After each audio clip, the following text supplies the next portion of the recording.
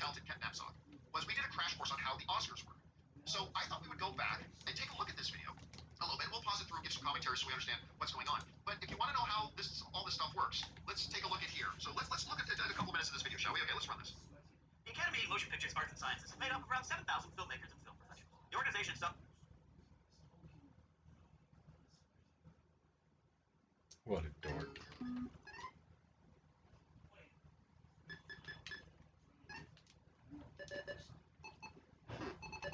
I forgot to mute my microphone, sorry about that. It should be noted that back when we made this, there was under 7,000 voting members in the Academy. Alright? It's still a lot, because, Golden Globes only had like 68 members, the Oscars had like 6,800. That number has now massively ballooned. Like almost adding 50% more voters. It's like well over 9,000 voting voters now. So when we made this, it was just under 7,000. That's why he was saying about 7,000 voters. Okay, let's go back to this. It's divided up into 17 specific branches. There's a branch for actors, a branch for directors, one for editors, so on and so forth. I'm sure the lighting guys get one too. Nominees for each category are selected by votes from members of these specific branches. For example, only actors get to select the nominees for the acting categories, and only directors get to select the nominees for the best director category. Okay, so this is something we try to point out a lot over the years about the various categories. So you gotta understand that the people who come up with the nominees are actually the people in that field. Screenwriters will nominate the people who get the nominations for screenwriting. Actors in the Academy put forward who is going to be nominated in the acting category. Directors put forward who's going to be. So you get all these 9,000 whatever members of the Academy, but they don't come up with the individual nominees. Yes? There's actually a step before that, which is that the productions themselves actually put forward who they want to be considered. Yes. So for example, I'm going to use a movie that I really love, Army of the Dead. Now, when Dave Bautista went to Army of the Dead, he probably wasn't thinking this is going to be my Academy Award-winning role. However, the producers of the movie did say, if you go onto the Oscars website, it will say, like, hey, these are the actors that we would like you to consider nominating. So there's actually a list that the people on the nominating committee choose from. It's not like they have to be aware of every single actor in every single thing. There is a guidebook even for the nominating process. Right. So, but once we get to that stage, though, that these are all who's eligible, this is now all who's in the running, that breaks down into the individual branch of the Academy to look after that. The designers, the music, all that kind of stuff. And so they're the ones who actually look after who gets the nominations. Okay, so that's important to understand. So you can't blame an actor if your favorite visual effects movie didn't get a visual effects nomination. That's the visual effects professionals who put forward the nominations and give us. So, but how do they get there? Well, let's get into this. In other words, you only have fellow directors to blame for that Ben Affleck stuff.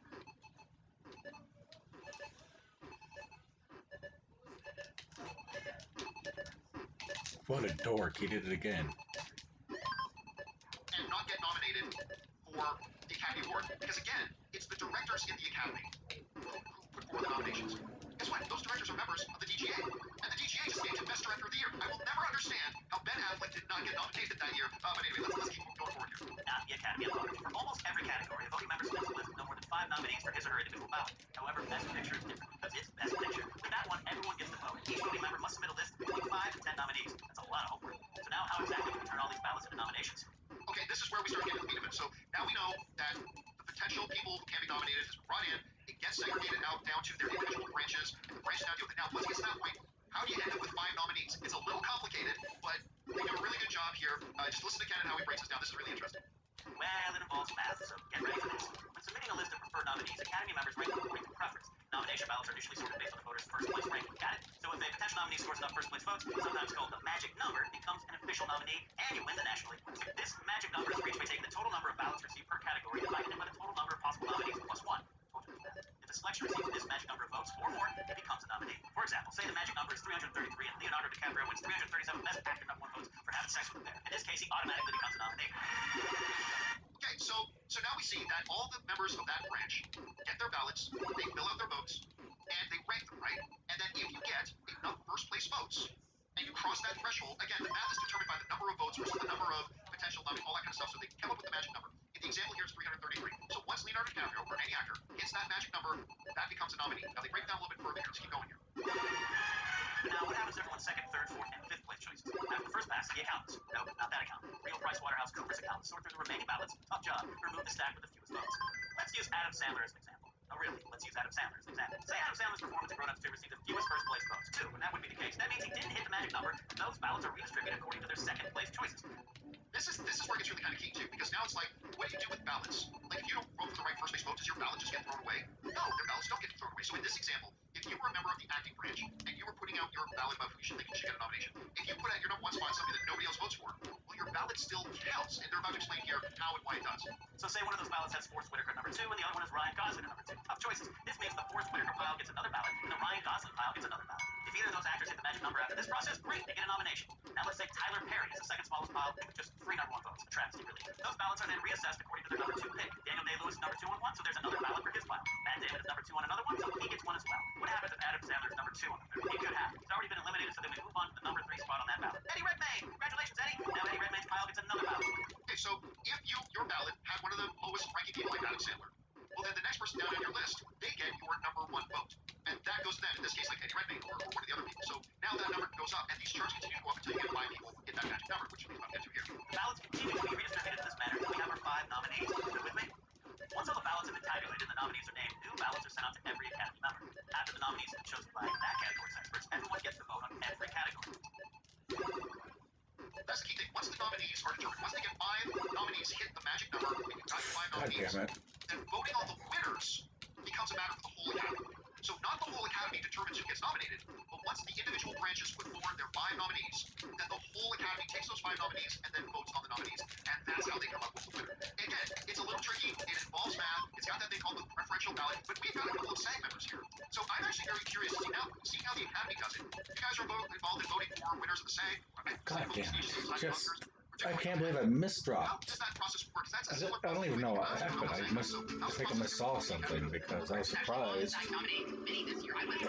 the result. How it all works with She would be a great person to ask as far as that. Didn't even understand the result, to be honest. But at random, basically, the union selects several different actors who will commit to saying that they'll watch all these films, go to screenings, and vote. The big thing is just committing to vote on time. The nomination. Yes. And so basically, SAG is lovely and kind of wise and nice. So we have lots of opportunities to go to different screening events and everything, see all these films, hear from the actors, get screeners sent to us very, very early, and a lot more screeners than what we usually would see, just like Eric pointed out earlier. Anyone who thinks their actor should be considered, basically, is pushing that movie forward to us. That's why I got things like The King's Man, which, maybe it wouldn't be your usual, like, awards fodder. And still, but then, sorry, guys. But so basically, then from there, we have a ballot that we can select with a huge list of all these different actors that different studios are telling us we could nominate. We go through, we vote, and we can only select a certain amount. I believe it's 10 per category that we can select as nominees.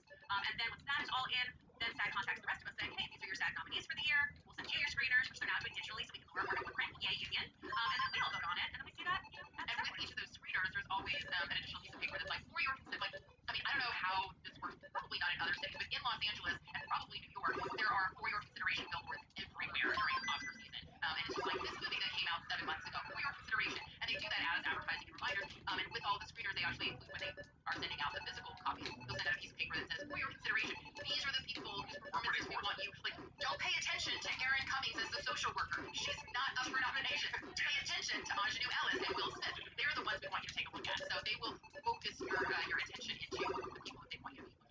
Rob, when you look at this thing, and you can think there's a lot of that. It seems a little convoluted, but personally, for me, when you go through it, I go at the end, I go, you know what? That's actually a pretty good system. Because it also prevents a lot of people from trying to sway how it goes, like the way it goes with the preferential ballot system. So I personally like it, even though it's a little bit convoluted. What do you think about the Oscar system? Well, I think it's pretty good, but make no mistake, there's campaigning going on. For sure, absolutely. I mean, there are publicists, there are events, there are screenings. I mean, how many Dune screenings with Denis Villeneuve and the cast and the below the line people were at the Warner Brothers Steve Ross Theater. I went to one. Thank you, Michelle. There was lots going on, and it happens for months because obviously an Oscar win means a lot for the studio, it means a lot for the actor, it means a lot for production companies, it means a lot for agencies. There's a lot of clout that goes into winning that Oscar, and I think that there's a lot of, Harvey Weinstein, read about how he gamed the system. Yeah, but I hear that a lot. But I don't buy it. I don't buy it all because I know you. It doesn't matter if you got a swag bag, and it wouldn't matter if you got to go see a certain screening with the director thing. That wouldn't influence how you actually voted at all. I know I've been like, listen, I got flown out to the Stephen Fancy thing, I got to go to world premiere of The Rise of Skywalker, I got to meet the cast, blah, blah, and I still walked out of the thing and said, that movie was shit. So I don't buy this excuse that this campaigning has a massive influence on people, because I know it would influence you, and I know it doesn't influence me, so maybe some people it does, but I just don't buy it. It's also an awareness factor. There's a lot of people that totally that, and because not everybody can see everything, and you go to an event, and it's like when people go to premieres, their opinion of a movie can be, perhaps not as considered as it would be if they were at a premiere seeing it for the first time. So but there is a lot of glad handing, there's a lot of actors meeting people personally, so there is, it's like a political campaign as well, it can be. And if you look at it, if you look at the people that actually win, or the people that are nominated, there still is a little bit of, it's not like, you don't see a lot of dark horse candidates that come from the indie world that suddenly sweep the Oscars by storm. That happens. Not as much as you would hope it would. I think that's probably bigger on the best picture category. Because there are certain people like, Chris Cooper is not an actor who's going to go out there and campaign. Frances McDormand could not. I mean, anytime the camera goes to her, she's like, get that thing out of my face. I mean, she is not campaigning at all. So on the individual level, I don't think that's true, but definitely I can see on the best picture category that is definitely more of an issue. And thank God that we have PricewaterhouseCoopers who does all of the accounting, because that's some complicated math stuff. I don't think you can buy an award. I don't mean to say that. I think that. You can buy a Golden Globe. Yes, you can buy a Golden Globe. Yes. But there still is. I mean, you see front runners, and I've never seen an Oscar campaign where there might be winners. Like you and I both love Shakespeare in Love. Yeah. I honestly believe Shakespeare in Love absolutely deserves to win that Oscar. That movie is a wildly entertaining movie, and yes, it was up against Saving Private Ryan. Very different kinds of films in terms of tone. But I would say that it's just as hard to make a movie like Shakespeare in Love as it is to make a movie like Saving Private Ryan. See, that's the thing, is I agree with you about the awareness factor, about trying to make sure this is always front and center in front of the voters' faces. But the perception, here's what happens. We as individual people, we love to make excuses when things happen that we don't want to have happen. My favorite movie to get nominated? Well, that's because that other film won it. No, I mean, you can be 5 years old and believe in Santa Claus like that if you want, but that's not what happened. You can be 50 and believe in Santa Claus too. Sorry, I should take that away. But I mean, you can be naive and believe that if you want, but that's not what happened. Because if that were the case, guess what? Like, I saw The Lost Daughter. And I just, well, I mean, this is going to be like, Oscar people, wow, it was great and all that kind of stuff. The Lost Daughter did not have 50 cents to put into an Oscar campaign. And it got some of the biggest nominations, right? Now, a lot of people like me who don't really love Don't Look Up. And again, I wouldn't have voted for Don't Look Up. I didn't think it was that. I mean, I liked it, but I didn't think it was that good. But instead of trying to come up with some clandestine conspiracy theory about how maybe I just accept that, there are other people who watched it who did really like it that much, even though I didn't. And that's probably the case. So, I mean, I don't know. It's a difficult thing, but I think this process, unlike the Golden Globes, which you were pointing out so accurately, when you only have 68 voting members, all you gotta do is take 12 of them to lunch in France, and all of a sudden you just swing 25% of the vote of the things. You have nearly 10,000 members of the voting academy with a preferential ballot system that, again, is not perfect, but I think it insulates it a little bit. And also members who are voting who do what you do. Yes. Unlike the Golden Globes, where it's not people who are professionals in that. Like, I don't know anything about lighting design. I don't know anything about sound editing, so I shouldn't be dominating in those categories. I mean, hell, I shouldn't be voting in those categories. Probably why I'm not part of the academy. But I mean, there's also an element of, how do I say this? Well, okay, the guy who created the polio vaccine, when it all came out, he didn't give credit to any of the people who he was working with, any of the people in his lab, he took sole credit for it, even though it wasn't a singular thing. And so when the Nobel Prize for Medicine came up, he was snubbed. Why was he snubbed? Because people didn't like him. And so there's a certain degree of, like, if I'm going to be nominating certain actors, as an actor, if I know that, like, this person was a total perv asshole on set, and I mean, there's a reason why a certain person a few years ago in the wake of the Me Too movement won the Golden Globe and was totally snubbed for the Oscar. There's still a human element to it. There is a human element, absolutely and still a people human go, element to it. Yeah. wow, you know what? I don't care how good your performance was. I've worked with you, and you don't deserve a standing. Well, we're seeing that in the sports world too. We're seeing people in various Hall of Fames not getting into the Hall of Fames. Exactly. So I mean, that's part. So there's obviously, just like the film itself as an art, there's absolutely a human element to it. Again, that's why, unlike the Golden Globes that has 68 members, having a body that's like 10,000 members helps that situation a bit, but it's still a human element. Anyway, guys, question is for you. I've had a lot of people writing in the last couple of days asking how exactly do the Oscar nominations work. I hope, even though it is kind of complex, I hope that made it a little bit more clear for you. What do you guys think about all that? Jump down in the comment section below and let us know your thoughts. Metro by T-Mobile is giving you more with a big 5G upgrade. Now, choose from the largest selection of free 5G phones like the Samsung Galaxy 5G. All right, guys.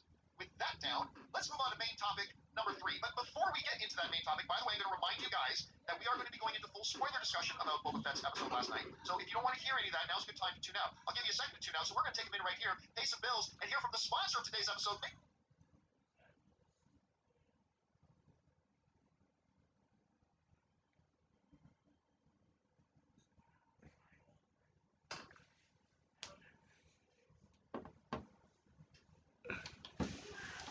Well, greetings and salutations, everybody, my fellow club members, and welcome to our very first installment of Movie Club. I'm, of course, your host, John Campy. Nice to have you guys here.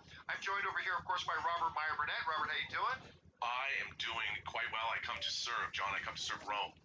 Sitting over here, also serving Rome, is Ray Ora. Ray? I do. Hi. It's good to have you guys here. And, of course, we're here talking about Gladiator. So here's what Movie Club is going to be. You know, we often do open spoiler discussions about new movies. We thought, what if we did those, but with some of our older and favorite movies? And, you know, every week get together, talk about a great, classic, wonderful, fun movie that we love. and we'll call that Movie Club. It's kind of laid back, it's very casual, and that's what we're going to do here. And thank you to all you guys for joining us here live as we talk about that. So here's how Movies Club is going to go.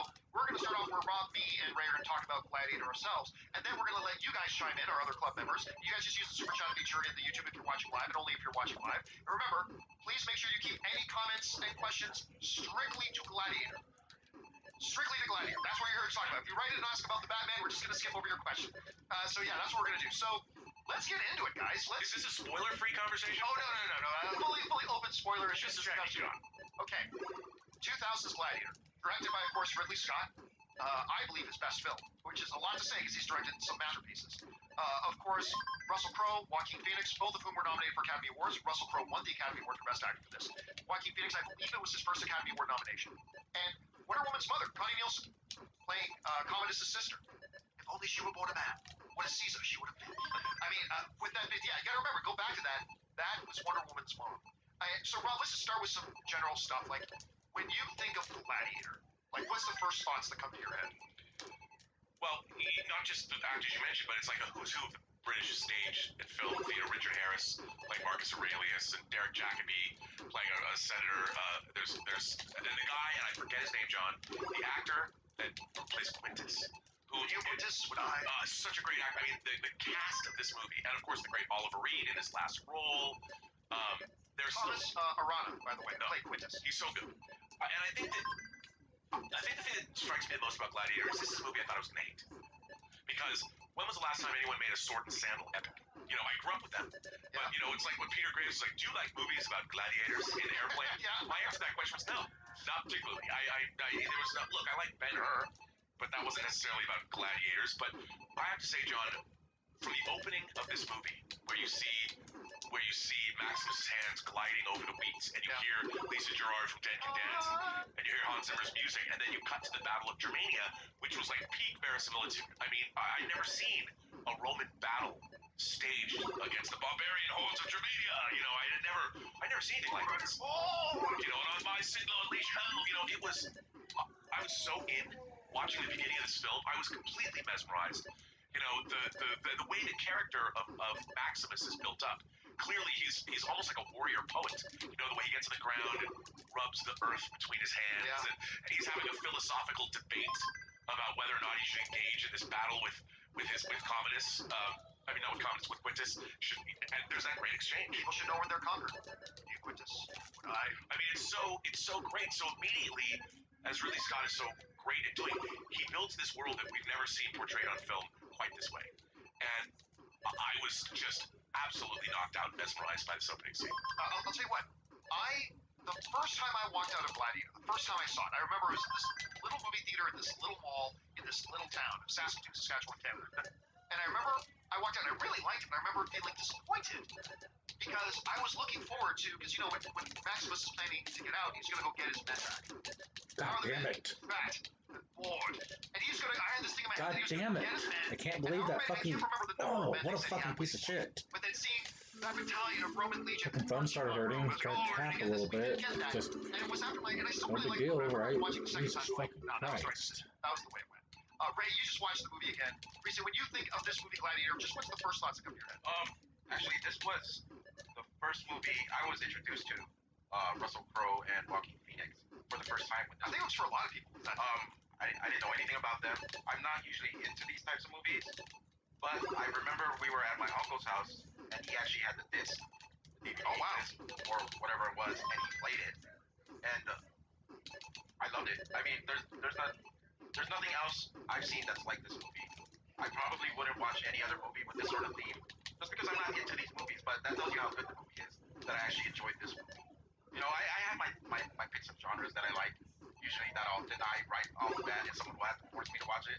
I guess in a way, it's because I had no choice but to watch it, because there's one TV in my uncle's house, and everyone's hanging out. He put it on, and I guess by just luck, he put this movie on, because I probably would have never watched it.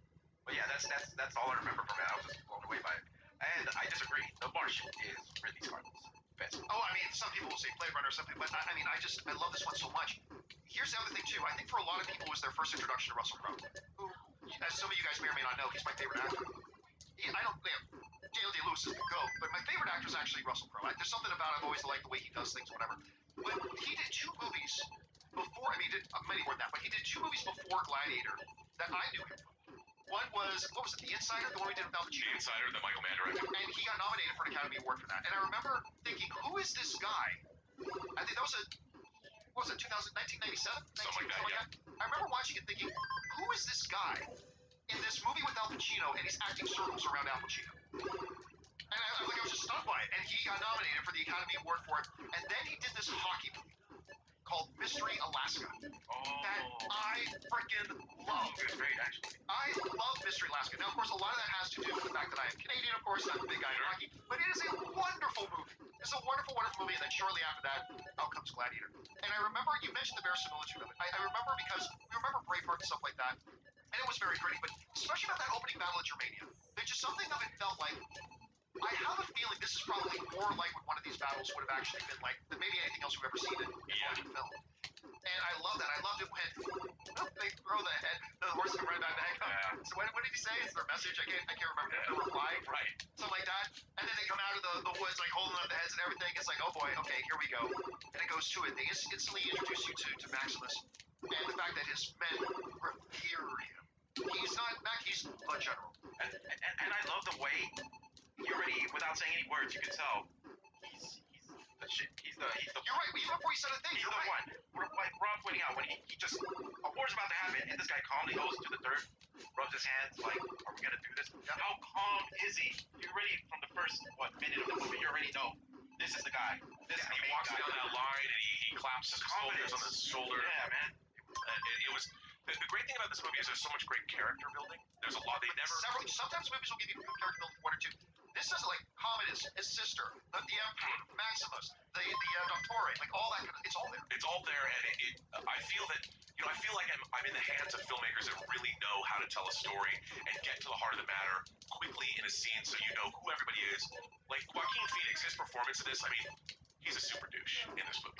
I mean, He's so good at it. and he's so good. Like when he first shows up, are we late for the battle or whatever? And everyone knows. Did we miss the battle? And yeah, we missed the battle. And Richard Harris, there's a whisper in this movie.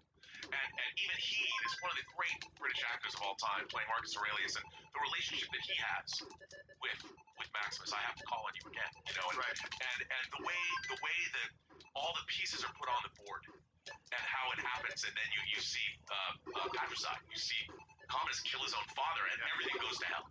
Everything goes to hell, and you know it's coming. You can feel the clouds, but then when it does, it's shocking, the betrayal, because the men have to do what their emperor commands. There is no like, well, no, we're gonna. I mean, even Quintus is like, this sucks, but I'm gonna get put to death if I don't. Yeah. And we're off to the races, man. The betrayal in this film is one of the great betrayals in cinema history, because we as the viewers are like, wait, what? What's going on here? And there's nothing we can do. And we're just like Maximus. You feel the walls close in on you. So when he's led away, I mean, taken out to the forest to be executed. Around behind the woodshed. I mean, you as an audience member, as an astute viewer, and I'm sure it was like this with you too, you're like, oh my god, like you've just watched this, and you don't know what's gonna happen. Like, I don't think I've ever been so engrossed so quickly into a hero's journey or a journey of vengeance, whatever you want to call it, than I was in this film. You know what? This is the moment where I knew this movie was great. You mentioned the patricide, the moment of betrayal, right? I think a lot of lesser filmmakers, what they would have done is have, now I shall kill my father and take his throne, and that's what 99% of other movies will do. What I knew in that moment that the Germania battle was awesome and all that kind of stuff, but it's that moment that you knew something, you were watching something special, because, and you were going to see a really special performance, because as Commodus is killing his father, you could tell it pained him. Like, he was in anguish, killing his own father, right? And I'm like, this is deep. But even before that, I'm sorry, I hate to go back, but just the first meeting between Maximus and Commodus, when he gets off the horse, yeah. you can tell off the bat that he's very, I don't know, I don't want to call, he's very smug, obviously, but whatever his gesture towards Maximus, it was very arrogant, and like, he looked at him like, like he was very sarcastic. I don't know how to describe it, but he didn't mean There was a smartness to him. because he wanted to embrace Maximus for the win, right? But he did it on Maximus' side. He was like, this guy's a piece of shit. Like, I'm not gonna give him respect. He wasn't even here fighting with him. So they had that thing already face to face. You could tell there's like a little tension starting to build up right when they got on screen for the first time. And then what's sad is the dad in the middle of it. Like, he still loves his son, You know, That's the but he knows what's best for the country. He knew his son should not be on my throne, but he does love his son. I think that's a good point. Yeah, he knows it. It's a really good point. And also, it harks back to, like, for me, the scene in The Godfather when Vito is talking about Sonny. Right? He says Sonny's a bad don. Yeah. You know, and the fathers know their son's shortcomings. They love their sons anyway, but you know, you've already had Marcus Aurelius say, look, I can't have my son Commodus become cannot Caesar. rule. He cannot. Must not rule. He must not rule. And the idea that Maximus is a leader, a born leader of men, you have to take my place in all of this. And even though Commodus doesn't quite know about what's happening behind the scenes, when his father says, you will not rule, you know, tells him that. And it's Commodus his whole life. I find him sympathetic, even though he turns out to be a despicable human being. That's what makes your character so great. There's a little bit of you that feels that Because he's a son that wants he for whatever reason he's not what his father needed him to be.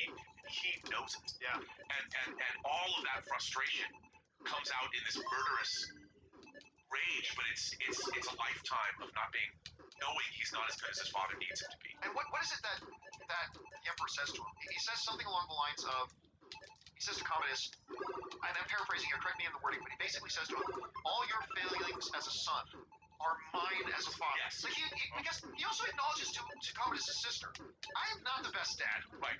I have not been the best dad. That line he said to her too. If you were born a man, If only you were born a man, what does Caesar so you knew right off the bat how he felt about his son ruling, and that was killing him because that was in his head the whole time. Like I don't want my. It was between his son, what's best for the whatever he called it, the country, whatever the empire versus it was her. She was what was best for the empire. his son's feelings.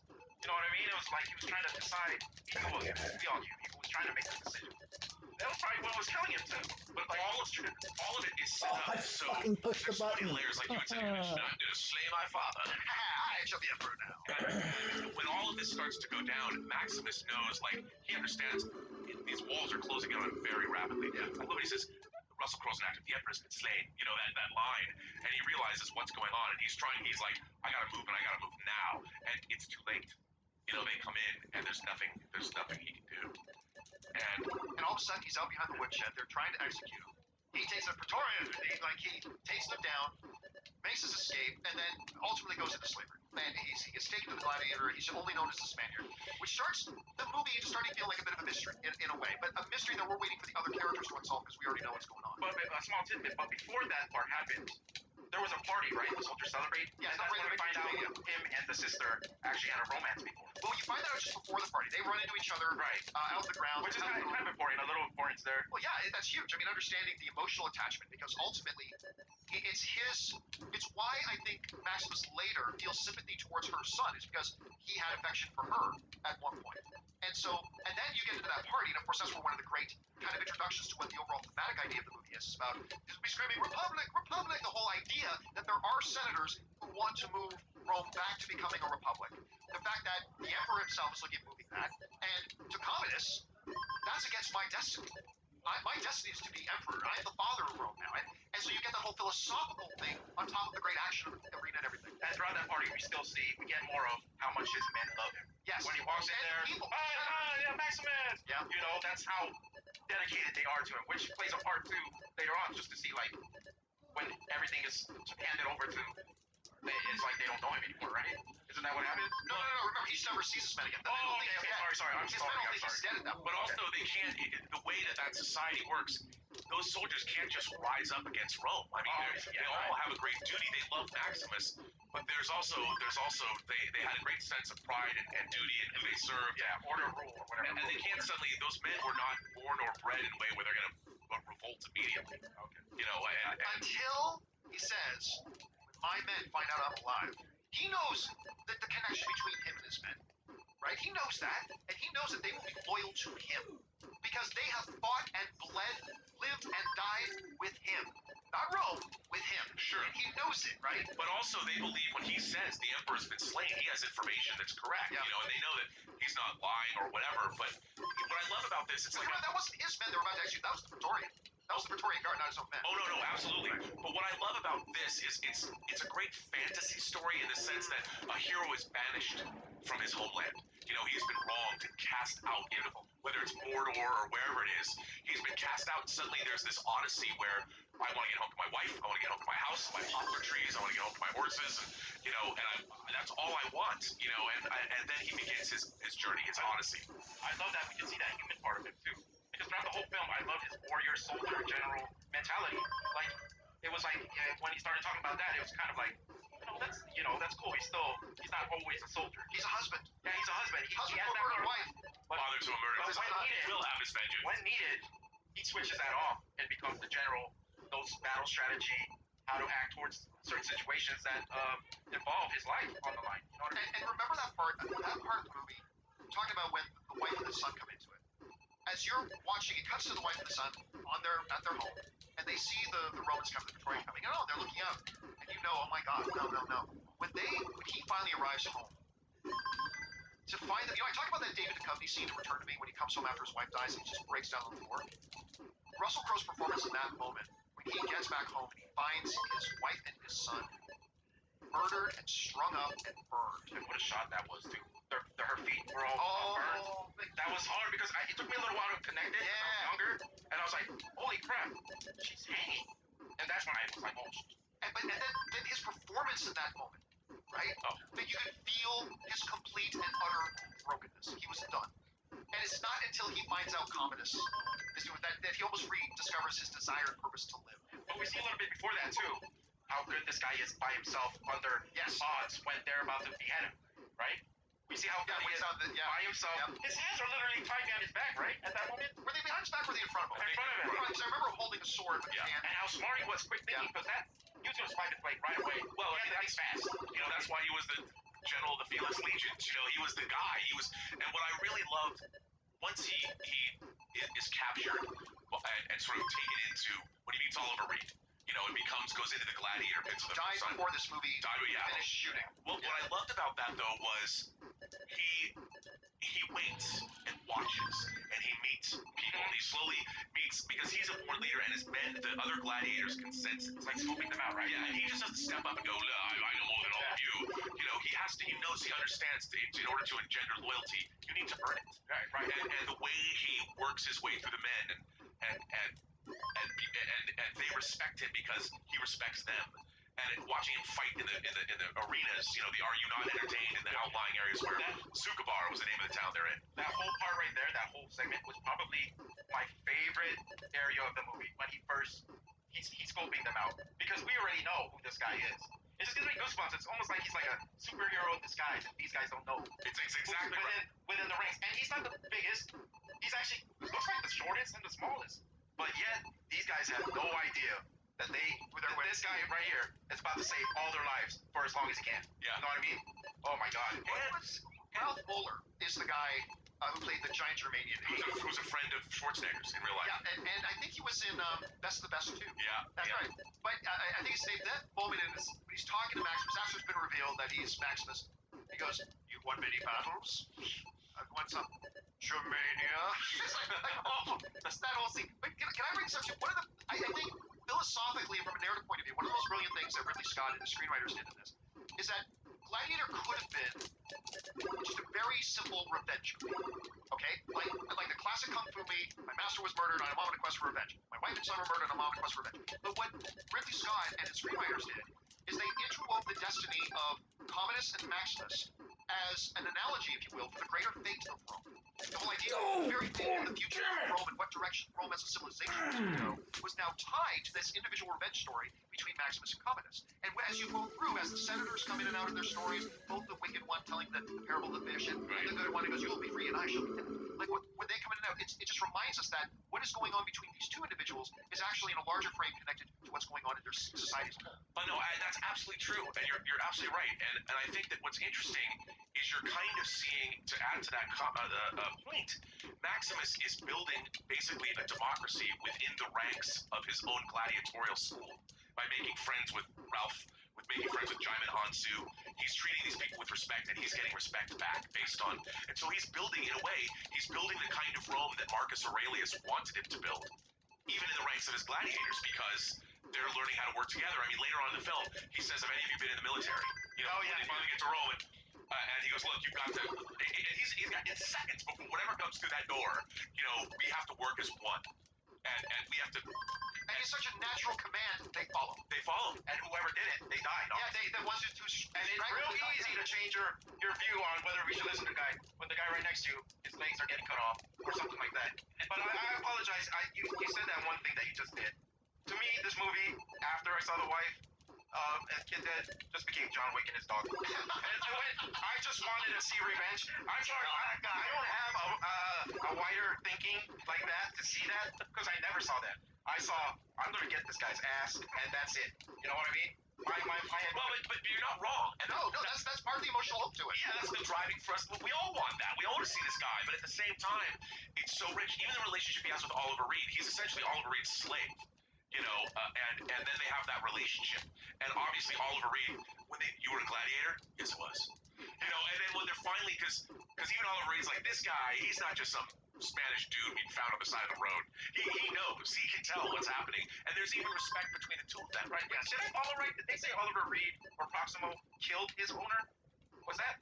All I know is that he wanted the arena, and the Emperor gave him the. Yeah, he tapped him on the game. I thought I heard someone say or mention something. Oh, you're the one who killed your owner. Like that's how I we don't freed him. think so. No, you might think of another gladiator story. Can I mention one other thing though? You brought up Jaimon Hansu, and that reminds me of just first of all, strength and honor. I mean, that's how many guys started saying that to each other after Gladiator came out. Like a lot. Oh, yeah. So there's that. There's a ton of great quotable lines in it, but I think maybe my favorite. Jaimon Hansu is talking to Maximus about his prayer. And he says, I'm talking to my wife and my son. He says, what do you say to him? He says, to my son, I said, keep your heels down, and whatever else he says. He says it to my wife. To my wife, that is none of your business. And I'm like, that's so great. No, it's so great. And also, Jaimon Hansu pretty much saved Maximus' life. Yes, he did. That wound, I mean, you see that he made sure that they were cleaning your wound and all of that. So, and Jaimon Hansu, a great fighter, but also a compassionate man. That's the thing I saw with that. Obviously, from looks wise or whatever, they come from different places, right? But yet, when it comes down to it, they had a relationship was beautiful, which I hope everyone can have with anybody from different walks. I mean, Proximo, at the end of the day, Proximo died for him. Yeah. Like, he died so he could make his escape. Yeah. He could have simply gone, okay, Praetorian, he's in here, come get him, open the gate. He let him get away, knowing he was going to die. And that almost seemed like, to Proximo, that was the end of his real journey. That, as a gladiator, brought to freedom, having his own gladiators now, and now ultimately seeing this next one going, who very well could become emperor. It was like the completion of his circle of life. And as he's standing there, that shot, that silhouette, as he's standing there facing out the window, and I don't even think that was him because he had died by that point, the actor. But as he's standing like that, you see the Praetorian coming in and just not, you're under arrest. No, he's just like slaughtering. They didn't even, it was killed. Let's talk about, can we talk about the fights that were happening in the... We haven't talked about that. In the actual arenas? Yeah. The Battle of Compton. Some of the armor in that was so dope. I don't know how else to describe it. First of all, if I had to have my own personal Paul Heyman, it would be that dude, that arena announcer. He was John Champion! I want him walking around announcing me everywhere I go. He's actually David Hemmings he was in like Dario Argento's Deep Red. I mean, I didn't know that. He was in Antonioni's. He stars in Antonioni's Blow Up, which is another great late 60s swing in London movie. I mean, he looks a little different in Gladiator, but again, another great British actor. And like you said, I would want that guy just announcing me wherever I went. And the fights right there, Maximus, that's how he would win the crowd, right? In those matches. It just reminded me of the end of Rocky 4 when the Drago fans started going Rocky. No, that feeling you get like, oh, I won a huge group of people over. And it was happening little by little until it came to the Coliseum. And I was like, this guy, he's unstoppable right here. He's like a freight train going through Rome, picking up everybody with it. Leaving, what's his name? Joaquin Phoenix's character behind. Commodus, Yeah. We were the people's champ. When we went out to have lunch too, Ray, you brought up this too, and I hadn't even really thought of this. You brought up when he ultimately does kill Commodus. It is so disturbing. Yeah. It's that slow, the blade starts to go in, the desperation in Commodus's now regretting many of his life choices. And his face, oh my God. Commodus's face, like the way he looks scared like a little boy, also like looks like he doesn't know he's like shocked, like I can't believe this is happening, you're supposed to be dead. Like, you pretty much started that match with one arm. Yeah, I already stabbed you. The way that Commodus cheated, like, did everything he had to stab him in the back. And I mean, what's what's so great too is that I wouldn't say he's a mustache twirling villain, but there have been few villains in cinema history that I've hated more than him by the end of that movie. Oh, And when he wounds Maximus before they go into the arena for the final time, You bitch. I watched this movie 100 times, and every time I get to the end of the movie, I am so angry. I am so like, Well, because by that point he's embraced it, right? Like by that point, Commodus is like, "F it, I wanted them to love me. Don't care now." He's like threatens the life of his own sister. Exactly. He threatens the life of her son. Exactly. He's just gone. That's it. I'm embracing this. This is what I'm gonna be. This is what I'm But gonna get. What I he want. keeps this front in front of the people. Like, Yes. you know, when he wants to kill Maximus the first time he meets, Yeah. and everyone's like, no. He's like, nah. But you can tell, like, this is gonna go down, like, sometime, right? But the sounds he was making when Maximus was hitting him with just elbows and fists, like those little squirms of, like, a weakling, like, like that. It's tough to hear, but I didn't want to hear it from anyone else but him. You know Like what? a little boy, I'm being hurt sound. I was like, It reminds me of this too. It's whenever in a movie, the villains have a clear way of killing the heroes and ending it. There's a little plot device that filmmakers will use to keep the heroes alive. Don't make them a martyr. Can't make them. That has never worked out for a movie though. It always turns out every single time the best thing would have done is just kill the hero right there when you have the chance. and he did it so well. He used his own hand. Because remember, Oh yeah, when Maximus still him, yeah. all this straight, everything that's happened, he's like, and slow. It goes in a little bit, and a little bit more, and then all the way. Like, if you hear those sounds, I'm like, that's it. By the way, superhero movies are the best movies in the live chat. Brought up a good point. And in that final battle with Commodus, oh my God, Commodus's armor was a thing of beauty. oh, it That truly whole was. white outfit. Like, I don't know who the costume designer on it was. I'm sure Marilyn knows. I wouldn't have been surprised if it was Marilyn. But that was one of the best designed outfits I've seen in movies, especially for period pieces. But Commodus's outfit in that final battle was cool. No, and it, you know, another thing what I really liked too is the idea of you win the crowd, you'll win your freedom and all that. Win the crowd, you'll get to Rome. Maximus wins over the crowd in the Colosseum in Rome, thwarting every time Commodus tries to kill him. Brings in the best gladiator of all Exactly, the time retired to one. bring him out of retirement because he knows no one can fight this guy. Well, that one guy they brought no chance against he him. is an Arnold Schwarzenegger buddy. The guy they brought out every time. We have And almost I salute you. Yeah. He was in a couple of Arnold. His armor was sick too. Yeah, watch it. That The spikes. Oh, it was amazing. It was a mask. It was amazing, and it's when you see that battle and Maximus takes that guy out, Yeah. and of course, you know, Maximus the merciful. Maximus the Did you guys see that? The tigers. He was pulling the tigers away yes, whenever it got close to the other guy. I just noticed that last night when I was watching. That's how much, like, yeah. That was so I was like, good. wait a second. Commodus has his hand in this battle too. Like he did, of course. But with the tigers, I totally missed the part that they were pulling away when the retired guy would get close to them. Yeah. By the way, not the best move bringing a guy to retirement. He's been sitting on the couch. Yeah, no, it's not. Probably could have gone to something better. You know what though? Also, all of the action scenes and the battles are never too over the top. You know, you never see something like, oh, they couldn't survive this. Those Come on. Never does a 360 flip in the air and does things that work. The Come chariot on. battle was the best one. I think. Shades of Ben Hur. Yeah, I mean, but this was like thunderous. The sound design. Yeah. Those like Amazon women that come out with the arrows. The little things on the wheels. How is that fair? You know, I mean, Well, the men being meant to be slaughtered. I know. That person got cut in half. I was like, okay, those weapons do work. Oh, it was just. I mean, those action scenes nowadays, I think they wouldn't. There's fast cutting in He's this. no CG too But today. yeah, it's great. They had And Maximus was always under control.